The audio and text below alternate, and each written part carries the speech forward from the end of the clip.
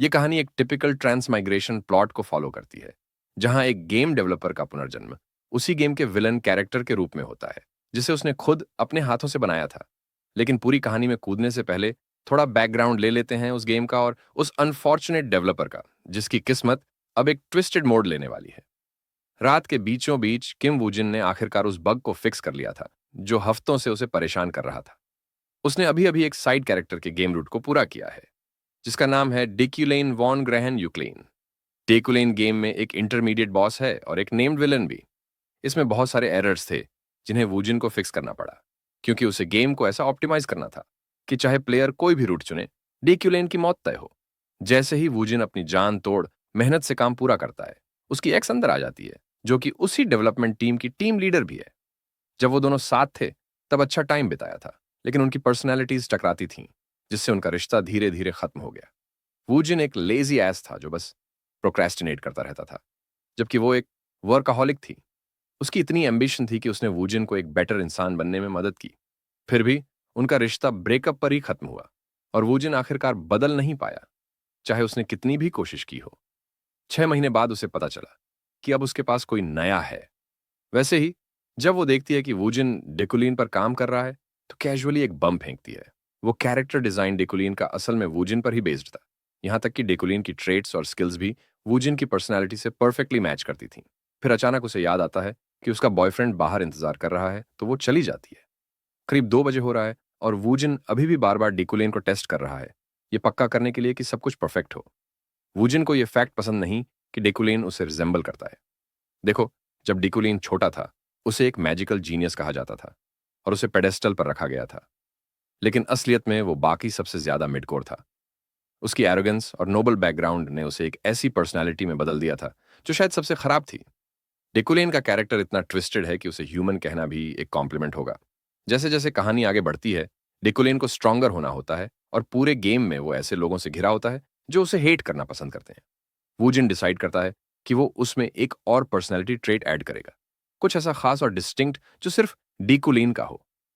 क्योंकि ये विलन उसी पर आधारित है, वूजिन उसमें एक एट्रीब्यूट जोड़ता है, कॉम्प्रिहेंशन। और इतना ही नहीं, वूजिन उसमें अपने कुछ फेवरेट एट्रीब्यूट्स भी चुपके से डाल देता है। Wealth, Midas touch, sharp eyesight और आयरन विल। इन सब गुडीज से उसे भरने के बाद वूजिन को लगता है कि शायद उसने कुछ ज्यादा कर दिया। वो जल्दी से डिसाइड करता है कि अब डेकुलिन को वापस वैसे बना देगा जैसा वो ओरिजिनली सपोज टू बी था, क्योंकि वो किसी भी हाल में रिलीज डेट से पहले एक और बग नहीं चाहता था। लेकिन जैसे ही वो उसे फिक्स करने ही वाला होता है, उसे किसी का टेक्स्ट मैसेज आता है, जिसमें लिखा होता है कि बाहर देखो। जब वूजिन बाहर देखता है, तो उसे आसमान में एक मैसिव होल दिखाई देता है। और आखिरी चीज जो उसे याद रहती है वो होती है एक लाइटनिंग स्ट्राइक जो उसकी तरफ गिर रही थी। अगले ही पल वो उठता है, उसी गेम वर्ल्ड के अंदर जिसमें उसने खुद को क्रिएट किया था। उसे इस दुनिया में आए हुए कुछ दिन हो चुके हैं और वो अब डेकुलिन के शरीर में है, एक ऐसा आदमी जिसकी मौत तय है, चाहे कुछ भी हो। तभी अचानक डेकुलिन की सिस्टर कमरे में घुसती है और उसे डांटती है कि वो अपनी ड्यूटीज को इग्नोर कर रहा है, जबकि वो एक डिस्टिंग्विश्ड प्रोफेसर है। उसे गुस्सा है कि डेकुलिन एक औरत की वजह से अपने रूम में बंद पड़ा है। वो ढेर सारे डॉक्यूमेंट्स उसके सामने फेंकती है, जिन्हें डेकुलिन को प्रोसेस करना है, और गुस्से में वहां से चली जाती है। बट उससे पहले उसे वार्निंग दे देती है कि अपने आप को संभाल ले, वरना वो उसे फैमिली की रेपुटेशन खराब करने नहीं देगी। शुरू में वूजिन को लगा ये बस कोई ट्विस्टेड सपना है, बट जैसे जैसे दिन बीते, जिंदगी की रियलिज्म ने उसे इस हार्श रियलिटी को एक्सेप्ट करने पर मजबूर कर दिया। उसे अब तक नहीं पता कि ये कोई आफ्टर लाइफ है या कुछ और, क्योंकि असल जिंदगी में तो वो उस लाइटनिंग स्ट्राइक से मर चुका था। जो भी हो, एक बात तो तय है, अब वो लिटरली उस गेम का विलन बन चुका है जिसे उसने कभी खुद डेवलप किया था। डेकुलाइन फॉन ग्राहान यूक्लाइन। अगर तुम भूल गए हो तो याद दिला दूं, वो गेम का मिडल बॉस है। वो कोई भी राउट ले लो, वही हर प्रॉब्लम की जड़ है और हर कैरेक्टर का अल्टीमेट एनिमी। वही है जिसने अनगिनत कैरेक्टर्स को दर्द दिया। एक और चीज जो वुजिन को परेशान कर रही है वो ये कि उसे ये भी नहीं पता कि स्टोरी के किस हिस्से में वो करंटली है। बस इतना जानता है कि उसके पास कितना माना है, बट उसे ये भी नहीं पता कि वो कितनी जल्दी खत्म होता है। वो मजाक नहीं कर रहा जब कहता है कि गेम टेस्टिंग के दौरान उसने और बाकी लोगों ने इसे 1000 बार प्ले किया था, एंड ये कैरेक्टर सिर्फ एक बार ही बेयरली सर्वाइव कर पाया था। डिकोलिन को सिर्फ एक मकसद से बनाया गया था, मरने के लिए और मिडिल बॉस की तरह अपने पर्पस को फुलफिल करने के लिए। पूजन फिर उन डॉक्यूमेंट्स की तरफ देखता है जो डिक्यूलिन की सिस्टर ने गुस्से में फेंके थे। उसका नाम है येरियल वॉन ग्रहान यूक्लेन, डेक्यूलेन की हाफ सिस्टर, और फिलहाल यूक्लेन हाउस की हेड। और यह बात भी है कि डेक्यूलेन और येरियल के बीच टिपिकल सिबलिंग बॉन्ड नहीं है। डिकुलेन की एक फियांसे भी है, जूली। येरियल ने जूली का जिक्र जिस बुरे लहजे में किया, उससे वूजिन को शक होता है कि दोनों के बीच कुछ गड़बड़ जरूर हुई है। उसके हाथ में जो डॉक्यूमेंट है वो एक कॉन्ट्रैक्ट निकलता है। अपेरेंटली उसने खुद को ऑलरेडी साइन कर दिया है इंपीरियल यूनिवर्सिटी में प्रोफेसर डिकुलेन के तौर पर, responsible for teaching basic magic और माना माइंडसेट। अब ऐसा लगता है कि उसके पास कोई और चॉइस नहीं बची, उसे वो लेक्चर्स अटेंड करने ही होंगे जो वो डिलीवर करने वाला है। भले ही उसे टीचिंग का कोई एक्सपीरियंस नहीं है, पर यह अपॉर्चुनिटी उसे बाहर निकलने और इस दुनिया की करंट सर्कमस्टेंसेस के बारे में इंटेल गैदर करने का मौका देती है। तभी एक सिस्टम नोटिफिकेशन पॉपअप होता है उसकी आंखों के सामने, ब्लिंक करता हुआ। वो दिखाता है कि उसका प्राइमरी सर्वाइवल गोल है गेम के लिए जरूरी बनना। एक साइड क्वेस्ट भी है, उसे यूनिवर्सिटी में एक लेक्चर डिलीवर करना है। अगर वो क्वेस्ट कंप्लीट करता है तो उसे 0.5 स्टोर करेंसी मिलेगी। उसे याद आता है वो रूट जहां डिकुलेन मर जाता है, येरियल की एक्शंस की वजह से। इससे बचने के लिए वो खड़ा होता है अपनी करंट मिशन को पूरा करने के लिए, और स्टोर करेंसी भी उसके सर्वाइवल के लिए क्रूशियल होने वाली है। भले ही उसे ये नहीं पता कि उसे किस टॉपिक पर लेक्चर देना है, पर उसे चिंता करने की जरूरत नहीं है। आखिर उसके पास वो कॉम्प्रिहेंशन स्किल है जो उसने गेम में ट्रांसमिग्रेट होने से पहले ऐड की थी। नॉन ये एट्रीब्यूट उसे लिटरली कुछ भी समझने की एबिलिटी देता है। उसे एक्टिवेट करने के लिए बस थोड़े से मैना की जरूरत होती है। जैसे ही वो प्रिपेयर करता है और कुछ ज्यादा फॉर्मल पहनता है, वो नोटिस करता है कि ये जगह कितनी ड्रास्टिकली अलग है उस जगह से जहां वो पहले रहता था। फिर भी वो सब कुछ इतनी एफर्टलेसली हैंडल कर रहा है जैसे उसने अपनी पूरी जिंदगी डेकुलेन की तरह ही बिताई हो। नॉर्मली उसे ऐसे कपड़े पहनने में ऑकवर्डनेस फील होती, बट अब ये कपड़े उसे एलिगेंट लगते हैं और कंफर्ट देते हैं। और ये सब पॉसिबल है डिक्यूलेन के खास एट्रीब्यूट्स की वजह से, इंटिमिडेशन, डिग्निटी और एस्थेटिक सेंस। ऐसा लग रहा है जैसे डिक्यूलेन उसे पूरी तरह इस शरीर को टेक ओवर करने दे रहा है। वूजिन को अब वो अर्ज भी नहीं होती कुछ ऐसा कहने की जो रूड माना जाए। जो फॉर्मेलिटी पहले उसे रिजिड लगती थी, अब वो नेचुरल फील होती है। हालांकि उसका मेन पर्पस है इंफॉर्मेशन गैदर करना, लेकिन यूनिवर्सिटी की तरफ उसकी ये वॉक बिल्कुल नॉर्मल लगती है, जैसे वो हमेशा से यहीं बिलोंग करता हो। उसे सच में फील हो रहा है कि वो अब एक नोबल है, एरिस्टोक्रेसी का ईके सुपीरियर मेंबर। और ये सब उस लाइफ से बिल्कुल अलग है जो उसने असल में कभी जी थी। किम वूजिन एक नोबडी था साउथ कोरिया से, जिसके लुक्स भी काफी एवरेज थे। एक लेजी, सपोजिटली पैथेटिक लड़का जिसे एक लड़की ने तो डंप तक कर दिया था। लेकिन अब डिकुलिन के रूप में वो एक नोबल की रोल को पूरी तरह से एम्बॉडी करना चाहता है। जब वो अपनी कार में चढ़ने वाला होता है तो उसे याद आता है कि वो कभी इतने लग्जूरियस व्हीकल में बैठा ही नहीं था। नाइस कार्स की बात चलते ही उसे अपनी एक्स के बॉयफ्रेंड की याद आ जाती है, जिसके पास भी ऐसी ही कार थी, बस दिखावे के लिए। अचानक उसकी नजर अपने एडजेसेंट सीट पर बैठे एक यंग बॉय पर पड़ती है। जब उस लड़के को पता चलता है कि डेकुलेन वहां है, तो वो जल्दी से प्रोफेसर को ग्रीट करता है और कुछ डॉक्यूमेंट्स हैंड ओवर करता है। ये देखकर डिकुलिन सोचने लगता है कि शायद ये लड़का उसका असिस्टेंट या शायद सेक्रेटरी हो सकता है। डिकुलिन उससे उसकी आइडेंटिटी के बारे में पूछता है, जिससे लड़का थोड़ा सा घबरा जाता है, स्पेशली क्योंकि वो पिछले 3 सालों से डिकुलिन की सर्विस में है। डिकुलिन को जल्दी ही समझ आता है कि जिस डॉक्यूमेंट को वो लेक्चर मटेरियल समझ रहा था, वो असल में सिर्फ एक स्क्रिप्ट है जो उसे पढ़नी है। उसमें लेक्चर के लिए सारी जरूरी जानकारी डिटेल में दी गई होती है। लेकिन उसे कोई सरप्राइज नहीं होता, क्योंकि डिकोलेन की नेचर को देखते हुए ऐसा कोई चांस नहीं था कि वो खुद से मटेरियल प्रिपेयर करता। इतना प्राइडफुल और अनटैलेंटेड है वो। मतलब ये कि ये पूरा काम उस लड़के ने किया है। तो वूजिन खुद को कुछ शब्दों में अप्रिसिएशन देने से ज्यादा रोक नहीं पाता। लड़का कॉम्प्लीमेंट मिलने पर चौंक जाता है। इवन ड्राइवर भी हैरान रह जाता है कि उसका मास्टर पहली बार कुछ अच्छा बोल रहा है। वूजिन को भी इस बॉडी का रिकॉयल महसूस होता है। कॉम्प्लीमेंट देने के बाद ये लिटरली एक फिजिकल रिएक्शन है। उसे सच में सिक सा महसूस होता है किसी की तारीफ करने के बाद, जिससे वूजिन खुद से सवाल करता है कि ये डिक्यूलिन असल में कितना घटिया इंसान होगा। उसे वही सिकनिंग सेंसेशन तब भी हुआ था जब डिक्यूलिन मैनर छोड़ रहा था। ऐसा लग रहा है जैसे डिक्यूलिन की कॉन्शियसनेस उसकी खुद की बॉडी में घुसने की कोशिश कर रही है।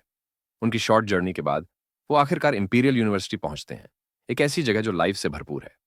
अब जबकि वो यहां है, उसका अगला टास्क है उन डॉक्यूमेंट्स में मेंशन्ड जगह को ढूंढना, रोटियो हॉल। जैसे ही हम डिजाइनेटेड प्लेस पर पहुंचते हैं, देखते हैं कि स्टूडेंट्स पहले से अपनी सीट्स ले चुके हैं और सरप्राइज वो प्रोफेसर डिक्यूलेन की लेक्चर अटेंड करने के लिए एक्साइटेड लग रहे हैं। रूमर है कि डिक्यूलेन एक मास्टर है स्पेल इंटरप्रिटेशन में, एक ऐसा टैलेंट जिसने उसे कम उम्र में ही चाइल्ड प्रोडिजी बना दिया था। जैसे ही हमारा बंदा फाइनली क्लास में एंट्री लेता है, वो सबका अटेंशन डिमांड करता है और खुद को इंट्रोड्यूस करता है डिक्यूलेन वॉन ग्राहन यूक्लेन के नाम से। वो यहां इस क्लास को लीड करने आया है, यूनिवर्सिटी के मैजिक टावर का हेड प्रोफेसर बनकर। फॉर्मेलिटीज खत्म होने के बाद वो लेक्चर शुरू करता है। फीमेल स्टूडेंट्स तो उसकी हैंडसम लुक्स और इंपोजिंग प्रेजेंस पर बिल्कुल फिदा हो जाती हैं। लेकिन एक पर्टिकुलर फीमेल स्टूडेंट ऐसी है जो बिल्कुल अलग महसूस करती है। उसके लिए डिक्यूलैन उसके फादर का दुश्मन है और उसकी नजरों में वो बस एक पीस ऑफ ट्रैश है। उसके अंदर इतनी रिजेंटमेंट क्यों है, ये समझने के लिए हमें उसके पास्ट में जाना होगा। करीब 3 साल पहले उसके पिता ने अपनी जान ले ली थी। कई सालों तक उन्होंने खुद को स्पेल इंटरप्रिटेशन की रिसर्च में डेडिकेट कर दिया था। लेकिन जब किसी ने उनकी थीसिस एक्सटॉर्ट कर लिया, तो वो पूरी तरह से डिस्पेयर में डूब गए और आखिरकार मौत को चुन लिया। जिस इंसान ने उसके पिता का लाइफ्स वर्क चुरा लिया था, उसे सब लोग एक जीनियस स्पेल इंटरप्रेटर कहते थे। और वो घटिया इंसान कोई और नहीं, बल्कि डेकुलीन था। अपने पिता के खो जाने के बाद वो कुछ भी करने में असमर्थ थी। आखिरकार उसने सब कुछ खो दिया, अपना परिवार का हाउस और टेरिटोरी तक, और एक ऑर्फन बन गई जिसके पास अब कोई घर नहीं था। तभी उसने एक वादा किया, एक कस्में ली उस बास्टर्ड से बदला लेने की। उस वादे को पूरा करने के लिए उसने एम्पायर्स रॉयल यूनिवर्सिटी में एडमिशन लिया, जहां डेकुलैन एक प्रोफेसर है। बाकी स्टूडेंट्स को शायद सच ना पता हो, लेकिन वो डिटर्मिन्ड है इस बात को एक्सपोज करने के लिए कि डेकुलैन की so called spell interpretation skills असल में एक चोरी किया हुआ ब्लफ है। वो अचीवमेंट्स जो असल में उसके पिता की होनी चाहिए थी। वो बर्दाश्त नहीं कर सकती कि डेकुलेन उस जगह पर बैठा है जो उसके पिता की होनी चाहिए थी। लेकिन जितना वो चाहती है उसे तुरंत एक्सपोज करना, उतना ही उसे यह भी पता है कि उसे काल्म रहना होगा, क्योंकि उसे गिराने के लिए अपनी रिवेंज को बड़े ही मेटिकुलस तरीके से प्लान करना होगा। डेकुलीन एक बार फिर पूरे रूम का अटेंशन कमांड करता है, खुद को इंट्रोड्यूस करता है as the head professor of the magic tower और एक मॉनर्क मेज जो एलिमेंट्स को कंट्रोल करता है। इसके साथ ही वो अपनी लेक्चर शुरू करता है। वो सबसे पहले मैजिक के फंडामेंटल्स को एक्सप्लेन करता है। उसके 3 मेजर एट्रीब्यूट्स और नौ टाइप्स। एट्रीब्यूट्स होते हैं ऑरिजिन और सोर्स ऑफ मैजिक, जबकि एलिमेंट्स वो मटेरियल्स होते हैं जिनसे ऑब्जेक्ट्स बनते हैं।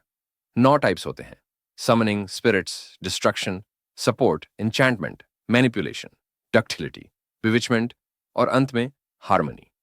जैसे जैसे वूजिन लेक्चर डिलीवर करता है, उसे महसूस होता है कि ये जॉब उसकी एक्सपेक्टेशंस से कहीं ज्यादा आसान है। ये उसका पहला टीचिंग एक्सपीरियंस है और वो मैजिक की थियोरी से ज्यादा फेमिलियर नहीं है। फिर भी सिर्फ स्क्रिप्ट पढ़ते हुए भी वो हर चीज को परफेक्टली समझ रहा है। इतना ही नहीं, डेक्यूलैन की नेचुरल प्रेजेंस और उसकी ओवरवेलमिंग ग्रेस स्टूडेंट्स को उसकी हर बात पर टिका देती है। यहां तक कि एलिटिज्म जैसी बर्डनसम ट्रेट्स, जैसे आई कांटेक्ट मेंटेन करना, भी ऑप्रेसिव नहीं बल्कि नेचुरल लगती है। शायद करंट डेक्यूलिन वाकई एक ग्रेट टीचर की क्वालिटीज रखता है। फिर हम वापस लेक्चर के कंटेंट पर आते हैं, जहां बताया जाता है कि माना का यूज इस पर डिपेंड करता है कि उसे शरीर में कहां स्टोर किया गया है। नॉर्मली मेजेस अपना माना सिर में स्टोर करते हैं क्योंकि वहां स्पेल्स इमेजिन करना आसान होता है। नाइट्स अपना माना दिल में रखते हैं ताकि वो उसे ब्लड वेसल्स के जरिए इमिट कर सकें। अंत में आता है इनर कोर, जो इंटरनल और एक्सटर्नल माना को कंबाइन करता है, और ये सबसे ज्यादा यूनिवर्सली इफेक्टिव स्टोरेज मेथड होता है। सीधी बात कहें तो हार्ड वर्क जरूरी है, लेकिन अगर किसी में टैलेंट की कमी है तो उसे कोई एक पाथ चुनना होता है और उस पर फोकस करना होता है। फोकसिंग की बात करते हुए वूजिन रिफ्लेक्ट करता है कि डेकुलेन के टैलेंट्स भी कुछ खास इंप्रेसिव नहीं है। उसका करंट मैना करीब 3500 है। अगर आप समझना चाहते हैं नहीं कि ये कितना कम है, तो कंपैरिजन के लिए सोचिए कि कुछ मेजेस ऐसे भी हैं जिसकी प्राइमरी माना 30,000 है। तो वूजिन को ये काफी आयरॉनिक लगता है कि वो स्टूडेंट्स को ऐसे टॉपिक पर लेक्चर दे रहा है जिसे उसे खुद अपनी लाइफ में इंप्लीमेंट करना चाहिए। खैर, वो अपना लेक्चर कंक्लूड करता है, लेकिन अब भी एक पर्टिकुलर लाइन है जिसे वो बोलने में हेजिटेट कर रहा है। उसे यकीन है कि अगर ये ओरिजिनल डेकुलेन होता तो वो ये सेंटेंस कभी नहीं पढ़ता, और वो लाइन है, if there are any students who want to ask questions. ऐसा लग रहा था कि स्टूडेंट्स लेक्चर में पूरी तरह से अब्सॉर्ब थे, तो उनके पास लेक्चर टॉपिक को लेकर कोई लिंगरिंग डाउट्स नहीं थे। यहां तक कि डिकुलैन भी रिलीव्ड महसूस करता है कि कोई सवाल नहीं आया। लेकिन जैसे ही वो ये सोचता है, वही स्टूडेंट जो उससे ग्रज रखती है खड़ी हो जाती है। उसे पिछली रात की एक घटना याद आती है, जहां डॉर्मेटोरीज में एक मिस्टीरियस स्पेल मिला था। ऐसा माना जा रहा है कि यह किसी डेविल का काम है, लेकिन वो चाहती है कि डिकुलेन इस पर अपनी थॉट्स शेयर करे। डिकुलेन खुद को रोक नहीं पाता और उसकी लैक ऑफ एथिक्स पर उसे टोक देता है। उसे सवाल पूछने से पहले अपना नाम और एफिलिएशन पहले बताना चाहिए था। वो किसी ऐसे इंसान को रिस्पॉन्ड करने के लिए तैयार नहीं है जिसे बेसिक क्लासरूम एटिकेट तक नहीं पता। इतना कहकर वो वहां से निकलने लगता है, एटिकेट की परवाह में नहीं, बल्कि इसलिए क्योंकि वो उस सवाल का जवाब देने की हालत में नहीं है। उसकी कॉम्प्रिहेंशन स्किल्स बहुत ज्यादा माना कंज्यूम करती हैं, और फिलहाल उसके पास सिर्फ 2000 महीना बचा है, जबकि उसके पास ओरिजिनली 3375 था। सिर्फ स्क्रिप्ट को समझने में ही उसे 1300 महीना खर्च करना पड़ा। तो वो श्योर नहीं है कि किसी अननोन स्पेल को समझने में कितना माना लगेगा। उधर स्टूडेंट्स धीरे धीरे हंस रहे होते हैं, क्योंकि उस लड़की ने खुद को एम्बेरस कर लिया था। उन्हें लगता है वो सिर्फ प्रोफेसर का अटेंशन चाहती थी, लेकिन उसका उल्टा असर हुआ। बेचारी लड़की प्रोफेसर की बातों से इंसल्ट महसूस करती है, लेकिन फिर भी हार नहीं मानती। वो चाहती है कि उसे एक जवाब मिले। उसके मुताबिक मैजिक टावर इस मामले का एनालिसिस करने से मना कर रहा है, क्योंकि उन्हें लगता है ये बस एक रूमर है। लेकिन अगर प्रोफेसर डेकुलिन इसमें इन्वॉल्व हों, तो शायद वो पता लगा पाएं कि ये कैसा मैजिक था। वो खुद एक स्पेल कास्ट करती है और प्रोफेसर डेकुलिन से उसे इंटरप्रेट करने की रिक्वेस्ट करती है। अब कोई चारा ना होने पर डेकुलिन उस स्पेल को एग्जामिन करता है इसमाए, और इंस्टेंटली उसे करीब 1700 महीना खर्च करना पड़ता है। वो बताती है कि डॉर्मेटरी में बाकी डेब्यूटेंट्स भी इस पर एनालिसिस कर रहे हैं, लेकिन उन्हें अब तक कोई भी लीड नहीं मिली। इसलिए वो चाहती है कि कम से कम प्रोफेसर डिकुलिन एक नजर डाल लें। बिना झिझक डिकुलिन डिक्लेयर करता है कि यह बैरियर मैजिक है, और उसकी सडन रिस्पॉन्स से वो लड़की चौंक जाती है। वो आगे बताता है कि यह एक बिविचमेंट टाइप बैरियर स्पेल है, जिसका मतलब है कि इस स्पेल के कास्टर का मकसद डॉर्मेटरी में सभी को ट्रैप करना था। अब जब उसने उसका सवाल आंसर कर दिया, वो उसे और कोशिश न करने को कहता है, क्योंकि साइड क्वेस्ट क्लियर हो चुकी है। डिक्यूलिन अपना रिवॉर्ड करेंसी कलेक्ट करता है, जो उसे प्रॉमिस किया गया था। सीन कट होता है यूनिवर्सिटीज मैजिक टावर की कैफेटेरिया में, जहां हम दोबारा मिलते हैं वही लड़की से जो बिना किसी टेबल मैनर्स के आराम से खा रही होती है। वैसे उसका नाम है एफरीन।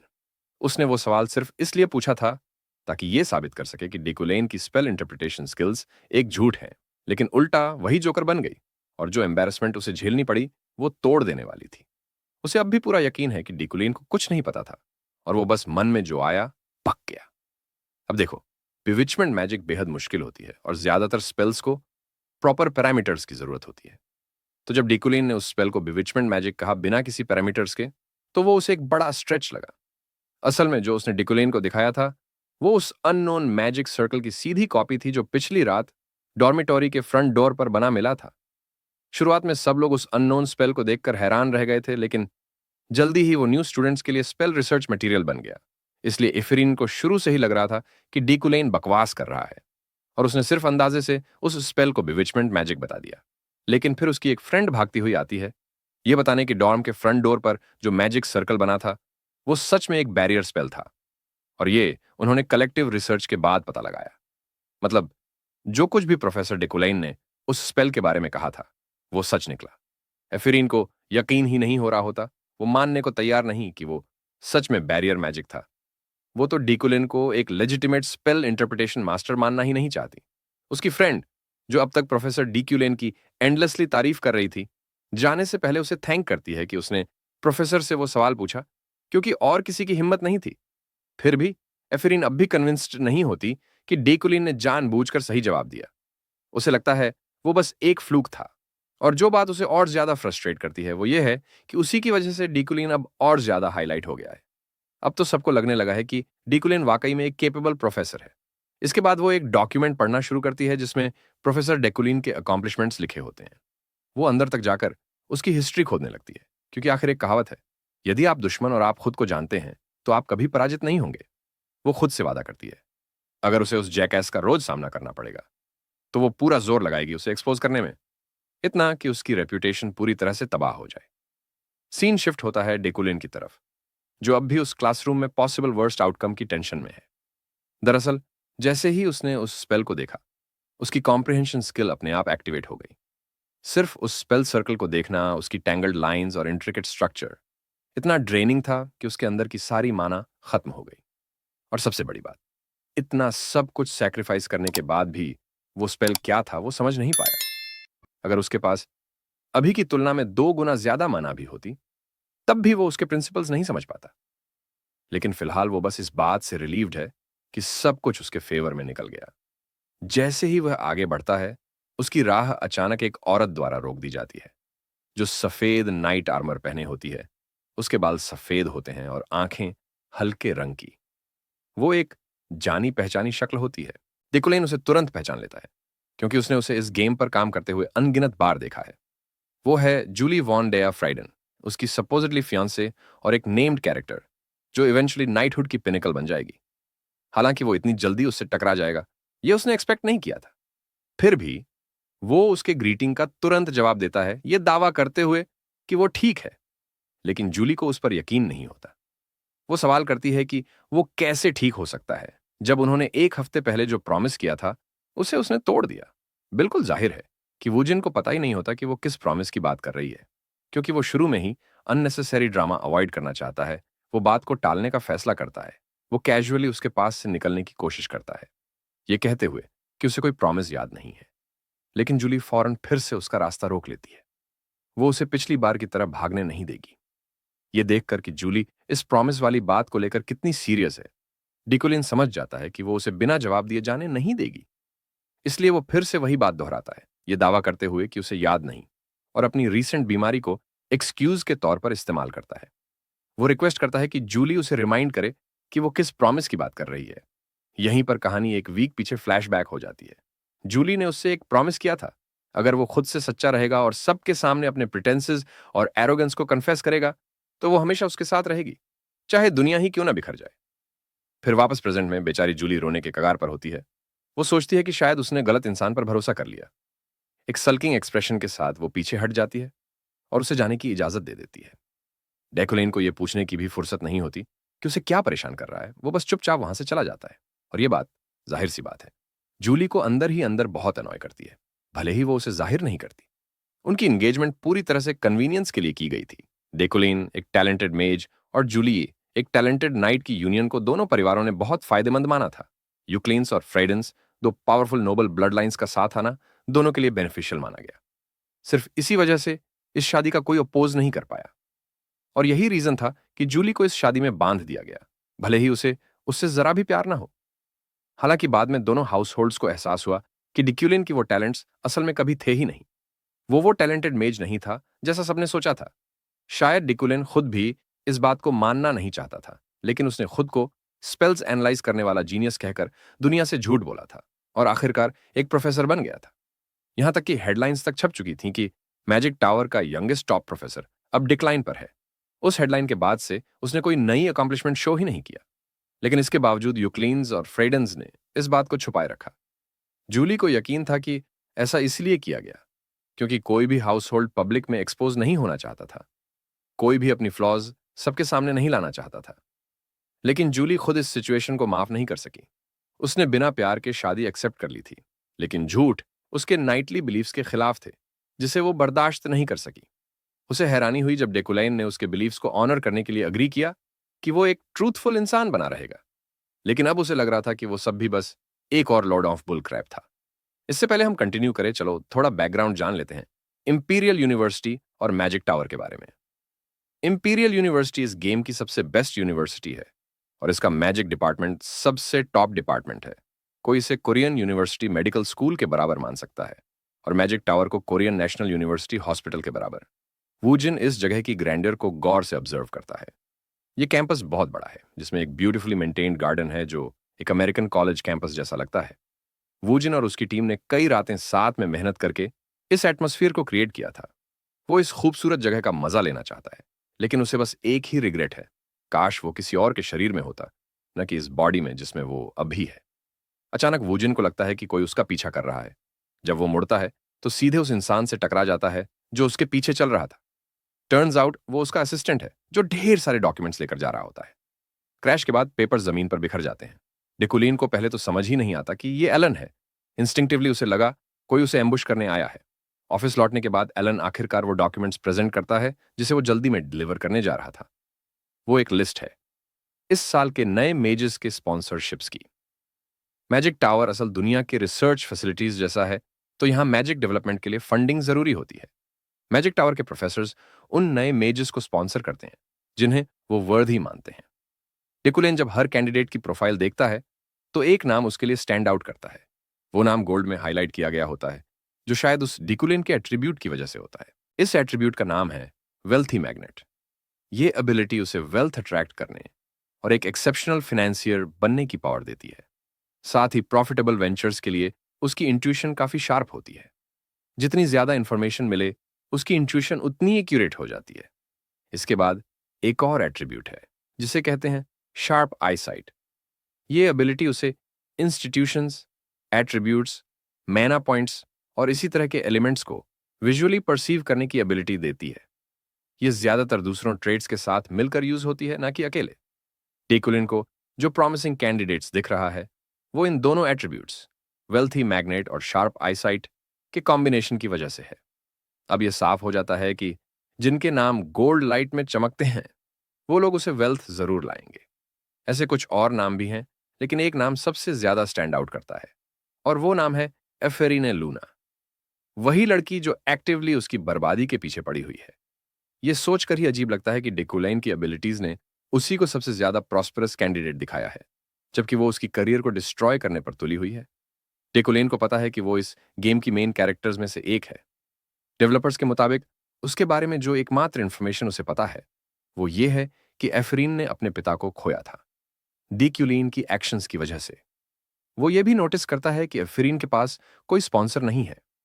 जब वो एलन से इसका रीजन पूछता है, तो उसका असिस्टेंट बताता है कि लोग उसके मामले में बहुत कॉशियस हैं। वेल, कोई सरप्राइज नहीं। आखिर कौन डिकुलिन को नाराज करना चाहेगा, उसे स्पॉन्सर कर जो उसका फ्यूचर एनिमी बनेगा। लेकिन एक चीज है जो एफरीन के बारे में काबिले तारीफ है।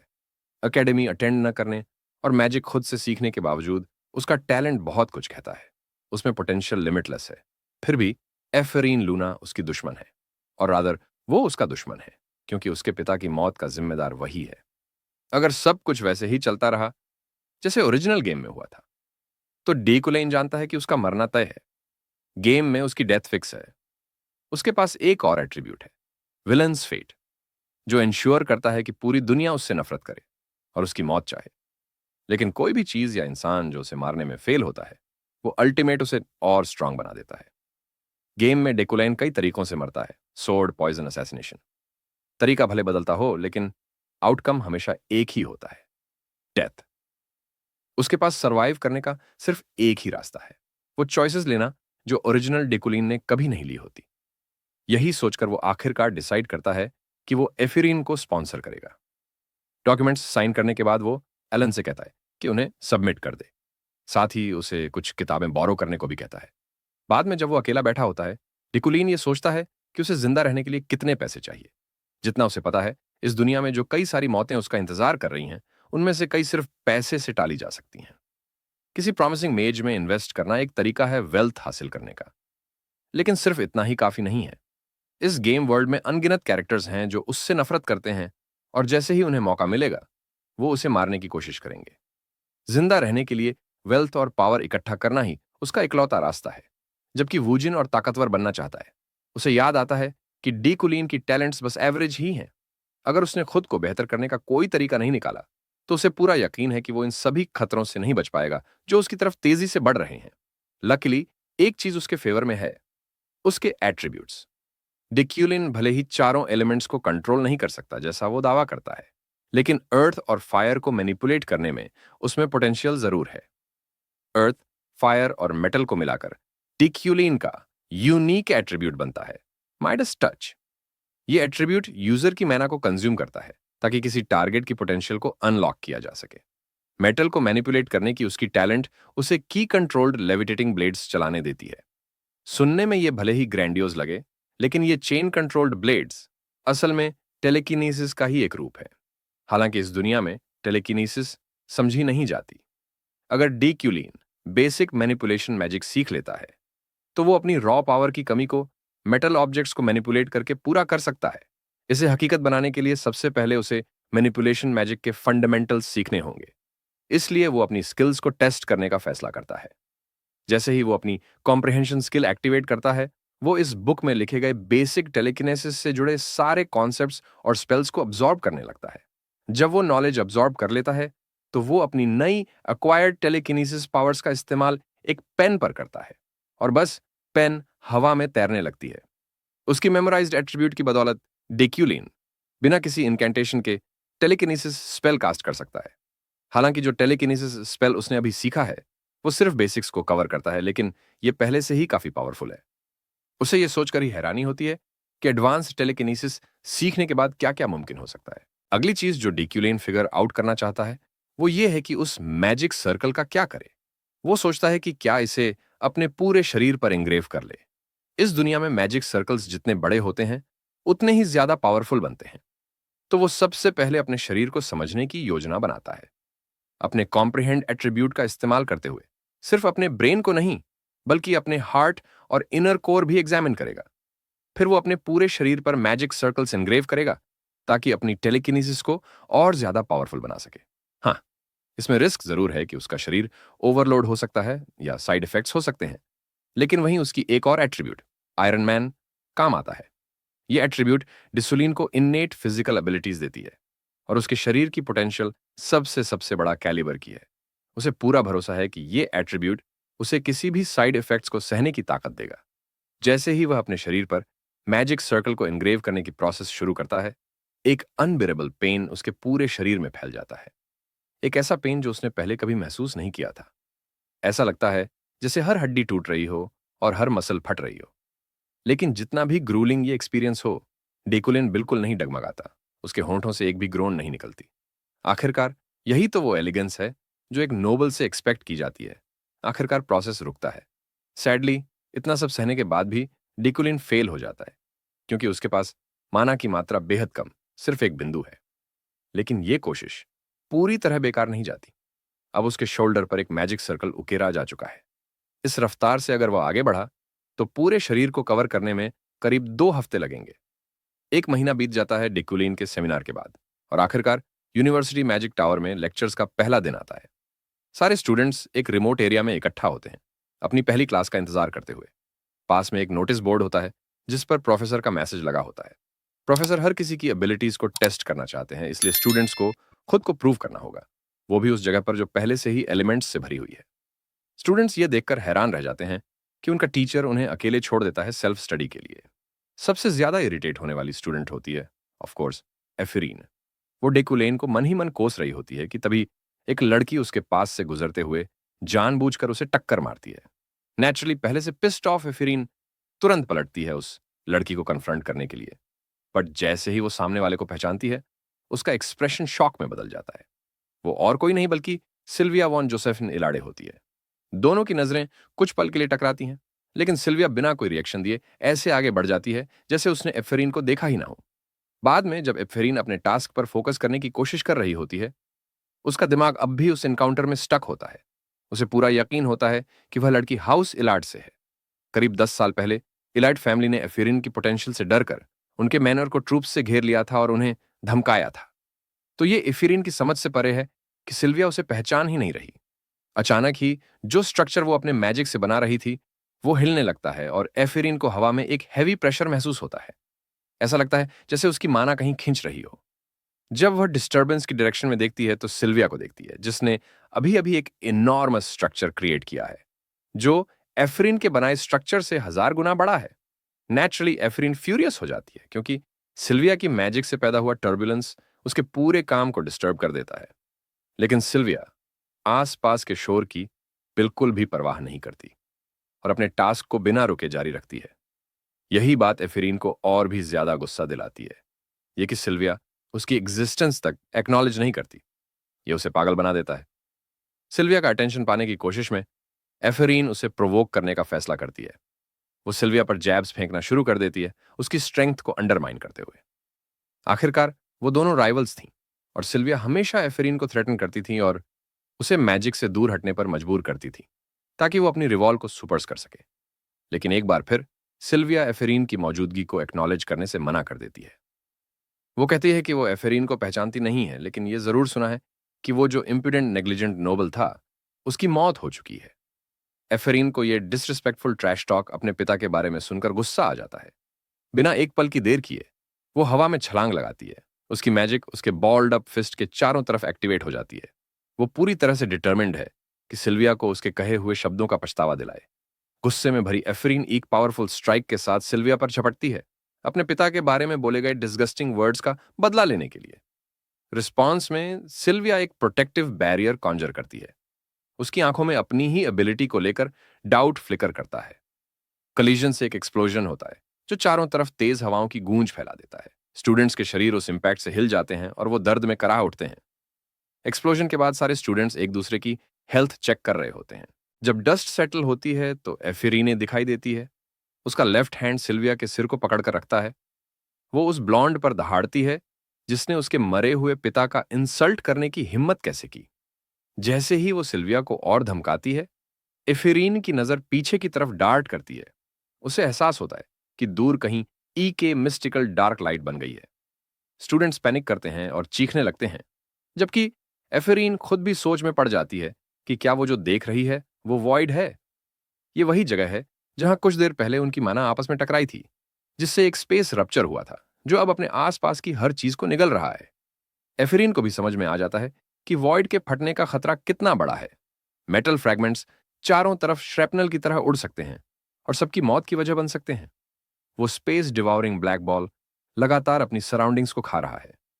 एफिरीन पूरी ताकत से उस मैजिक को कंटेन करने की कोशिश करती है, लेकिन अचानक ही वो उसकी आवाज सुनना और उसका वेट महसूस करना बंद कर देती है, जैसे वॉइड ने खुद ब खुद रुकने का फैसला कर लिया हो। जब वो अपनी आंखें खोलती है तो उसके सामने एक टावरिंग मैन खड़ा होता है जो एस्थेटिक नोबल अटायर में है। वो उनका प्रोफेसर है और उसने उनकी जान बचा ली। डेकुलिन की सडन अपीयरेंस सबको शॉक कर देती है, लेकिन उससे भी ज्यादा शॉकिंग ये होता है कि उसने आइस मैजिक का यूज करके उन फ्रैगमेंट्स को एक झटके में रोक दिया। इसके बाद डेकुलिन अपने स्टूडेंट्स को ऑव में डाल देता है जब वो टेलीकिनेसिस मैजिक का यूज करके आइस फ्रैगमेंट्स को कंट्रोल करता है। पूरा सीन हाई मैजिक की ब्यूटी और वंडर को दर्शाता है। एफिरीन समझती है कि इस केस में एन्चांटमेंट मैजिक का यूज हुआ है, लेकिन फिर भी वो खुद को उस मेस्मराइजिंग मैजिक से एनरैप्चर्ड होने से नहीं रोक पाती। शार्ड्स के संभल जाने के बाद प्रोफेसर अपनी बात कहता है, ये जताते हुए कि लेक्चर अब खत्म हो चुका है। फिर वो सिल्विया और एफिरीन की तरफ एक तीखी नजर डालते हुए सबको वहां से जाने को कहता है, सिवाय उन ट्रबल मेकर्स के जिनकी वजह से ये पूरा सिचुएशन क्रिएट हुआ। इस वक्त एफिरीनी का चेहरा सब कुछ बयां कर देता है। वो एक classic oh shit I am so fucked moment होता है। अगले सीन में हम सीधे पहुंचते हैं इंटरोगेशन रूम में। वहां डिकूलिन इंतजार कर रहा था बाकी प्रोफेसर्स का, यानी रेटलन और रेलिन का, जो स्पिरिट स्टडीज और सपोर्ट स्टडीज डिपार्टमेंट के प्रोफेसर्स हैं। उनका स्वागत कर रही होती है एक लेडी जो डिकूलिन के पास बैठी होती है, यूनिवर्सिटी की चेयरवुमन एडलाइन सेगलियन। सारे प्रोफेसर्स के बैठ जाने के बाद अब वे क्यूरियोसिटी से उस डेयरिंग स्टूडेंट से सवाल पूछते हैं जिसने इलर्ड हाउस की एक लेडी पर हमला करने की कोशिश की थी। टर्न्स आउट एफिरीन को एक नोबडी की तरह ट्रीट किया जाता है, इतनी हद तक कि लोग उसके नेमलेस बैकग्राउंड की वजह से ही उसकी वर्थ को डिस्क्रिमिनेट करते हैं। ऑफ कोर्स ये पूरी सिचुएशन डेकुलिन के इंटरवेंशन की वजह से प्रिवेंट हो पाई, जिसने बाकी प्रोफेसर्स को इंप्रेस भी किया। थोड़ी सोच विचार करने पर डेकुलिन को समझ आता है कि इस डिसिप्लिनरी मीटिंग का आउटकम क्या होगा। ये ऑब्वियस है कि एक इन्फ्लुएंशियल फैमिली की बेटी को विक्टिम माना जाएगा, जबकि फॉलन नोबल एफरीन, जो यूनिवर्सिटी की नजरों में एक आम कॉमनर है, उसे गिल्टी ठहराया जाएगा। इसलिए ड्यूक्लिन को यर्ज महसूस होती है कि वो खुद को इस मामले में इन्वॉल्व करे और उस परसेप्शन को बदले। आखिरकार जब से उसने एफिरीन को देखा है, उसे उसके शरीर से स्कारलेट एनर्जी के डाउजेस लीक होते हुए महसूस हुए हैं। एक विलन कैरेक्टर की तरह यह बात उसके लिए बिल्कुल क्लियर है। एक एट्रीब्यूट जिसे विलन्स फेट कहा जाता है।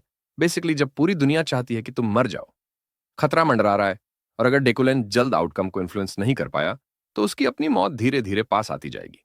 अब एफिरीन और सिल्विया की फेट तय करने के लिए ऑफिशियल मीटिंग शुरू हो जाती है। रिलन सबसे पहले चिल्लाता है एफिरीन पर, उसके सेंसलेस कॉन्फ्लिक्ट में पड़ने और बाकी स्टूडेंट्स की सेफ्टी को खतरे में डालने को लेकर। यह तो सिर्फ डेकुलिन की पर्सनल इन्वॉल्वमेंट की वजह से था कि कोई बड़ी घटना नहीं हुई। रिस्पॉन्स में जितनी भी डिजेक्टेड हो, एफिरीन कहती है कि वो अपने अटैक की वजह नहीं बता सकती। इस तरह का अवॉइडेंट जवाब टीचर्स को एक ऑफेंस की तरह लगता है, लेकिन इस वक्त एफिरीन के दिमाग में सिर्फ यही चल रहा है कि वो अपनी इंटेंशंस को छिपा कर रखे, ताकि उसका टारगेट स्कमबैग प्रोफेसर डेकुलिन ये न जान पाए कि वो उसके पीछे पड़ी है। सिल्विया की प्रोवोकेटिव बातें उसके दिमाग में घूम रही हैं, लेकिन चाहे वो सच्चाई ही क्यों ना हो, वो इस वक्त कुछ भी कहने का रिस्क नहीं ले सकती, खासकर अपने वन एंड ओनली टारगेट के सामने। इसी वजह से एफेरिन नोइंगली डिस्कंफर्ट और पेन झेल रही है अपने लॉन्ग टर्म प्लान के लिए। रीलन फिर से एफिरीन पर चिल्लाता है, पूछता है कि क्या उसे किसी तरह का इंफीरियॉरिटी कॉम्प्लेक्स है।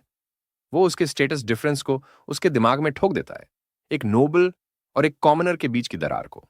फिर सिल्विया को बोलने को कहा जाता है। वो भी मामले को छिपाने की कोशिश करती है और एक्सक्यूज देती है कि उसी ने एक्सीडेंटली एफरीन का काम डिस्ट्रॉय कर दिया था, जिससे आर्गुमेंट शुरू हुआ।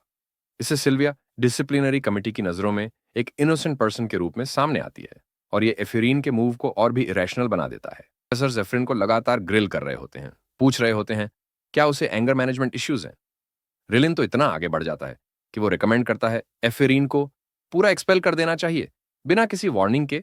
इस इंसिडेंट को साइड में रखने से साफ मना कर देता है। इस वक्त जब प्रोफेसर्स उसके खिलाफ खड़े हैं और कोई भी उसके सपोर्ट में एक शब्द तक नहीं बोलता, एफरीन खुद को बिल्कुल अकेला और ठंडा महसूस करती है।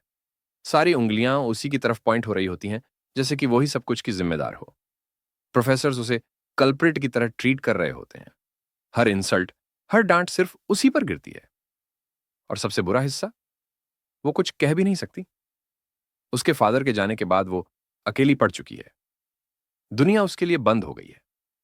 प्रोफेसर डेकुलैन को ब्लेम करते हुए एफिरिन उसके ऊपर अपनी गलतियों का गुस्सा निकालती है, एक इमोशनल रिएक्शन जो एक बच्चे के लेवल का होता है। एडलाइन फाइनली बोलती है, कंक्लूड करते हुए कि हर प्रोफेसर सेम ही सोचता है और फिर डिसाइड करने से पहले वो डिकुलेन की राय सुनना चाहती है। डिकुलिन अपनी आवाज क्लियर करके चेयरवुमन से एक रिक्वेस्ट करता है। इसी मोमेंट पर ईफिरीन के दिमाग में आता है कि अब उसकी लाइफ खत्म है। ये ऑब्वियस लग रहा होता है कि उसे एक्सपेल किया जाएगा, लेकिन शॉकिंग ट्विस्ट में डिक्यूलेन सिल्विया को अंडर फायर ले आता है। वो आर्ग्यू करता है कि सिल्विया भी इस इंसिडेंट में गलत थी। उसका रिस्पॉन्स दोनों स्टूडेंट्स को हिला के रख देता है। जब डिक्यूलेन अपना सवाल फिर से ठोकता है, एफरीन स्पीचलेस हो जाती है। ये ट्रेजेक्टरी तो उसने कभी सोची भी नहीं थी। रेलिन, द ओल्ड फार्ट, जो हमेशा एफरीन को एक वर्थलेस कॉमनर समझता था, अब डिकुलेन की बात को कॉम्प्रिहेंड कर रहा होता है। डिकुलेन आर्ग्यू करता है कि सिल्विया के पास पूरी रीजन थी एक्शन लेने की और इंसिडेंट को रोकने की, लेकिन उसने जानबूझकर कुछ नहीं किया। वो सोचता है, क्या इलेड हाउसहोल्ड की ये सो कॉल्ड एस्टीम्ड एबिलिटीज उस मोमेंट में फेल हो गई थी? हीट ऑफ द मोमेंट में सिल्विया शॉक में होती है। वो सिर झुका लेती है, फिर सॉरी बोलती है। सिल्विया एडमिट करती है कि उसने एफरीन का अटैक इसलिए नहीं रोका क्योंकि वो चाहती थी कि एफरीन मुश्किल में पड़े। सिल्वर हेयर्ड लड़की पूरी तरह से ट्रिप कर रही होती है। ये पॉसिबल ही नहीं लगता कि डेकुलीन, जो उसका एनिमी है, अभी उसकी साइड ले रहा है। ये उसकी भी गलती थी, तो उसे प्रोटेक्ट करने की कोई जरूरत नहीं थी। रिलिन बोल पड़ता है, कहकर कि विक्टिम होने के नाते सिल्विया की गलती मैटर नहीं करती। ब्लेम तो सिर्फ एफरीन पर जाता है। डेक्यूलेन वापस फायर करता है, कहता है कि एज अ प्रोफेसर ये उसकी भी फेलियर है। उसने ऐसी लेक्चर डिजाइन की जिसमें उसकी प्रेजेंस की जरूरत ही नहीं थी। वो सोचता है, क्या ब्लेम उसे लेना चाहिए? ये सडन कमेंट प्रोफेसर रेलिन को फ्लस्टर कर देता है, जो अब भी सिल्विया के साइड में खड़ा था। एफरीन वहां शॉक में होती है। ये बंदा लिटरली दूसरे प्रोफेसर को बुलडोज कर रहा है, बस उसकी एस बचाने के लिए। ये सब देखकर उसे लगता है कि ये तो इंसैनिटी का पीक है। इतना कुछ वो सिर्फ उसके लिए कर रहा है। चेयरवुमन सब कुछ सुनने के बाद फाइनली अपना डिसीजन डिक्लेयर करती है। उसके अकॉर्डिंग ये कोई सीरियस मैटर नहीं था। उसका मानना है कि स्टूडेंट्स के बीच कॉन्फ्लिक्ट्स नेचुरली एज के साथ होते हैं, इसलिए वो इस इंसिडेंट को बिना किसी इश्यू के स्लाइड करने के लिए रेडी होती है। एडलाइन दोनों स्टूडेंट्स को कहती है कि वो घर लौट जाएं क्योंकि इस बार कोई कॉन्सिक्वेंसेज नहीं होंगे। एफिरीन के मिक्स्ड फीलिंग्स हैं। वो पूरी तरह तैयार थी एक्सपल्शन का सामना करने के लिए, और प्रोफेसर डेकोलाइन की पर्सनैलिटी को जानते हुए चीजें वैसे ही खत्म होनी चाहिए थीं। तो ये बिल्कुल भी सेंस नहीं बनाता कि चीजें वैसे खत्म नहीं हुई। मीटिंग के बाद रीलिन डेकुलीन की यूनिक इंसाइट और सिचुएशन को एनालाइज करने की एबिलिटी की तारीफ करता है, लेकिन हमारा बॉय ध्यान देता है एफिरीन की तरफ, जो डेकुलीन को बुलाती है और हिम्मत जुटाकर उसे एक क्वेश्चन पूछने वाली होती है। वो अंदर ही अंदर सोचती है कि क्या उसे लूना नाम से कोई फेमिलियरिटी है, और याद करती है उसके पिता के साथ उसके कनेक्शन को, उस इंसान को जिसे उसने लिविंग हेल से गुजारा था, इतना कि उस आदमी ने अपना जीवन खत्म कर दिया पेन से बचने के लिए। Being a master of anticipation, डेकोलिन को उम्मीद थी कि यह लड़की उससे कांटेक्ट करेगी। ये लड़की आंसर्स पाने के लिए किसी भी हद तक जाने को तैयार है, और सोचती है कि डेकोलिन उसका सवाल सुनकर कैसे रिएक्ट करेगा। क्या वो खुद को बचाने के लिए मीटिंग के वर्डिक्ट को पलटने की कोशिश करेगा? और भी बुरा, एफरीन को डर लगता है कि शायद ये आदमी उसके पिता को मिसट्रीट करने की बात को याद भी नहीं करता होगा, जो उसके लिए और ज्यादा पेनफुल होगा। सरप्राइजिंगली, डिकुलेन उससे कहता है कि उसे अपने पास्ट के ट्रबल्स में खुद को उलझाने की जरूरत नहीं है, क्योंकि वो उसकी ग्रोथ को हिंडर कर रहे हैं। ये शब्द कहकर वो चला जाता है। एफेरिन को एक कंक्लूजन के साथ छोड़ते हुए उसे यह समझ आ गया कि वो उसके पिता के बारे में जरूर जानता है, क्योंकि अगर नहीं जानता होता तो अभी उसकी हेल्प भी नहीं करता। अब वो सोचती है कि शायद प्रोफेसर को पर्सनल गिल्ट या रिस्पॉन्सिबिलिटी महसूस होती है, और इसी वजह से उसने उसकी मुश्किल सिचुएशन में मदद की। एफिरीन उसकी मदद को एक तरह की पिटी समझती है, लेकिन फिर भी उसका दिल खुशी से भर जाता है। कम से कम वो स्कम बैग प्रोफेसर अपने की को भूला नहीं है, और जब तक ऐसा है तब तक वो इस सिचुएशन से ओके है। एफरिन के केस का कंक्लूजन ये होता है कि डीक्यूलिन के डेथ प्रिवेंशन पॉइंट्स में दो और पॉइंट्स ऐड हो जाते हैं। और इसी के साथ हम ये एपिसोड कंक्लूड करते हैं। अगर आपको वीडियो पसंद आई हो तो लाइक कीजिए, और नेक्स्ट पार्ट के लिए कमेंट करें और सब्सक्राइब करें चैनल को सपोर्ट करने के लिए।